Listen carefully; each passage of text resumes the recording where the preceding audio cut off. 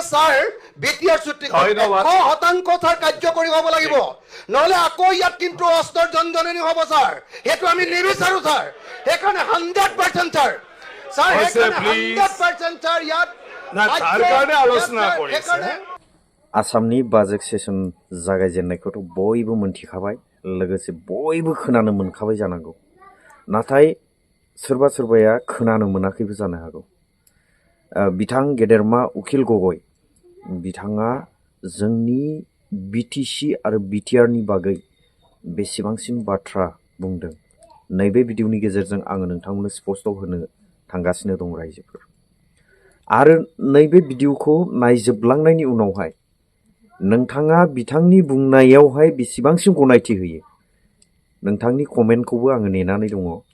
आरो जेसेबांनाखि नायदों नोंथांमोननि कमेन्टखौ चेक आउट खालामलायगोन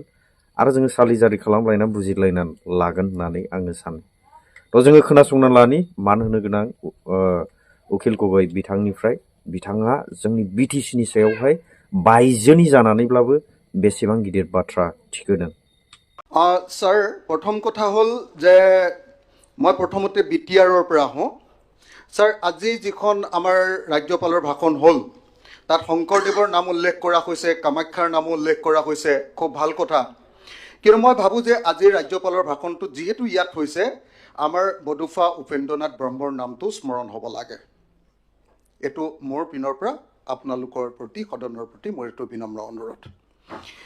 এতিয়া আমি দেখিছোঁ যে বিটিআৰটো যদি সঁচাকৈ ভালকৈ কাৰ্যকৰী হ'ব লাগে তেতিয়াহ'লে ফাণ্ড পজিশ্যনটো বাঢ়িব লাগে এতিয়া দেখা গৈছিলে যে 2020-21 চনত যেতিয়া হাগ্ৰামা মহিলাৰ লাষ্ট আছিলে তেতিয়া বিটিআৰৰ বাজেট আছিলে 680 কোটি টকা ষ্টেট গভৰ্ণমেণ্টৰ পৰা এছঅ'পিটি যিটো 680 কোটি টকা সেইটোৰ পৰা প্ৰত্যেক বছৰে 10%কৈ যদি বাঢ়ি যাবলৈ হয় 2025-26 চনত আচলতে আজিৰ দিনটোত বিটিআৰৰ কাৰণে বাজেট হ'ব লাগিছিলে 1095 কোটি টকা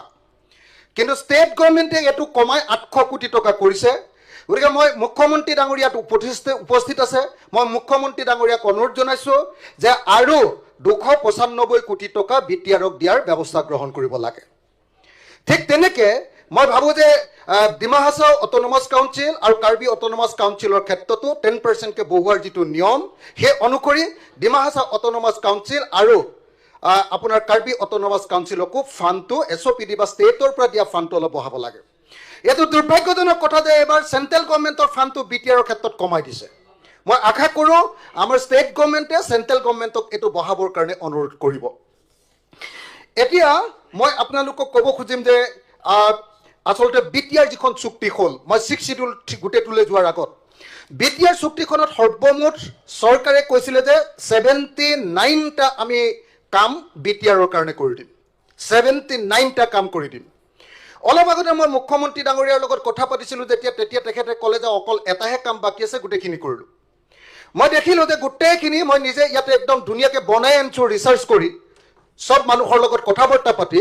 যে আচলতে বিটিআৰৰ চুক্তিত 2020 চনত 27 জানুৱাৰী তাৰিখৰ দিনে যে 79টা কামৰ প্ৰতিশ্ৰুতি দিয়া হৈছিলে তাৰ কেৱল 24টা কামহে এতিয়ালৈকে কৰা হৈছে অৰ্থাৎ 30.37%হে কাম কৰা হৈছে আৰু বেছিভাগ কামেই এতিয়ালৈকে কৰা নাই মই ভাবোঁ যে অসম চুক্তিৰ নিচিনাকৈ আকৌ বিটিআৰ চুক্তি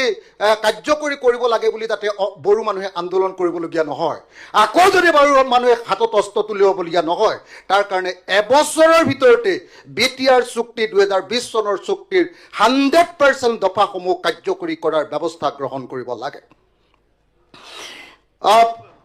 এতিয়া যদি মই কওঁ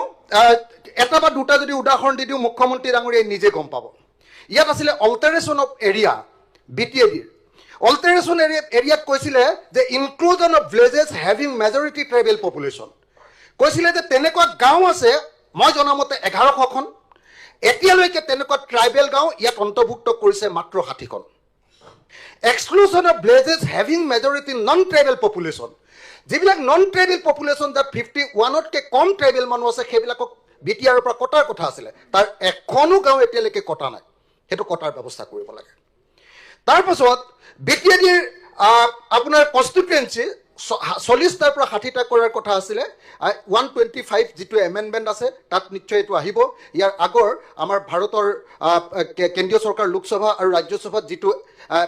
125 যিটো এমেণ্ডমেণ্ট বিল আছে তাত এইটো সংখ্যা বিটিআৰৰ কথাটো উল্লেখ নাই এইবাৰ নিশ্চয় সোমাব নেক্সট ছিজনত মই আশা কৰোঁ যে এই এমেণ্ডমেণ্টত 40টাৰ পৰা 60টা বিটিআৰৰ চিট আপোনাৰ 40 MCLAৰ চিটটো 60টাৰ পৰা 80টা নহয় 40টাৰ পৰা 60টা 40টাৰ পৰা 60টা কৰাৰ ব্যৱস্থা গ্ৰহণ কৰিব লাগে এই তিনিটাই কাম কৰা নাই এই তিনিটাৰ ভিতৰত মই দেখুৱালোঁ যে এটাৰ সামান্য অংক এটা 1100খন গাঁৱৰ ভিতৰত মাত্ৰ 60খন গাঁও এতিয়ালৈকে অন্তৰ্ভুক্ত কৰিছে তাৰ পাছত যদি চাওঁ যে review power and function of BTC তাত 90টা যিটো হেৰি দিয়াৰ কথা আছিলে সেইবিলাকো এতিয়ালৈকে কাৰ্যকৰী হোৱা নাই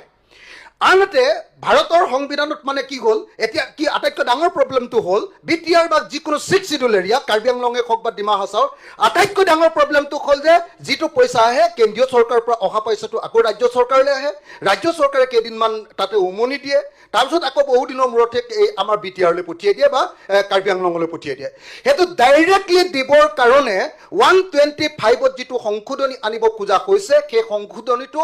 বিসংগতিপূৰ্ণ এই কাৰণে যে ভাৰতৰ সংবিধানৰ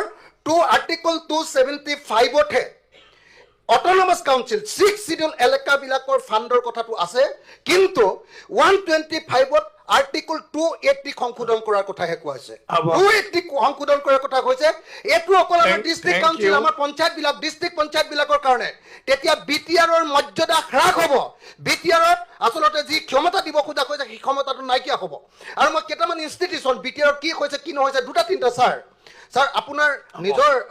জনগোষ্ঠীৰ কথা ছাৰ মোক দুটা তিনিটা কথা ক'বলৈ দিয়ক এক মিনিটত শেষ ছাৰ কৰি দিও ছাৰ মোক এটা কথা এক মিনিটত শেষ কৰি দিও ছাৰ চেণ্ট্ৰেল গভৰ্ণমেণ্টে কৰিম বুলি কৈছিলে education and other important institution বিটিআৰৰ কাৰণে কৈছিলে যে বডোফা উপেন্দ্ৰনাথ ব্ৰহ্ম চেণ্ট্ৰেল ইউনিভাৰ্চিটি এট বৰমা এতিয়ালৈকে হোৱা নাই নেশ্যনেল স্পৰ্টছ ইউনিভাৰ্চিটি হোৱা নাই ছাৰ স্পৰ্টছ অথৰিটি অফ ইণ্ডিয়াৰ আপোনাৰ চেণ্টাৰ ওদালগুৰি বাক্সা আৰু চিৰাং কেৱল ওদালগুৰিটো হৈছে ছাৰ তাৰ বাহিৰে বাকীকেইটা হোৱা নাই sir institute of livelihood management Tangla সেইটো হোৱা নাই sir North East regional institute of medical science at Roumari এইটো হোৱা নাই ছাৰ যদি মই এটাকে hotel and tourism management institute এটাকে যদি ছাৰ কৈ দিওঁ তেতিয়াহ'লে দেখিবলৈ পাব যে বেছিভাগেই অথচ মুখ্যমন্ত্ৰীয়ে ভাবি আছে যে মই যিমানকেইটা কাম কৰিম বুলি কৈছিলোঁ চুক্তিত যিমান কথা আছে তাৰ এটাহে বাকী আছে বুলি তেখেতে মনে মনে ভাবি আছে আজি অলপ আগতে মই কথা পাতোঁতে এইটো কৈছোঁ গতিকে ছাৰ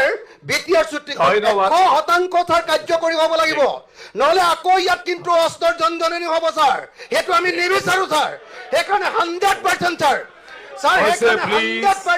ইয়াত চৰকাৰে আলোচনা কৰিছে আপোনাৰ সাজেশন সেইকাৰণে 100% আপোনাৰ সাজেশনটো দিয়ক কৰিব লাগে ছাৰ অসমত পুৰা অশান্তি ছাৰ থ্যাংক ইউ মাননীয় বিচাৰিছে অধ্যক্ষ মহোদয় অনাৰেবল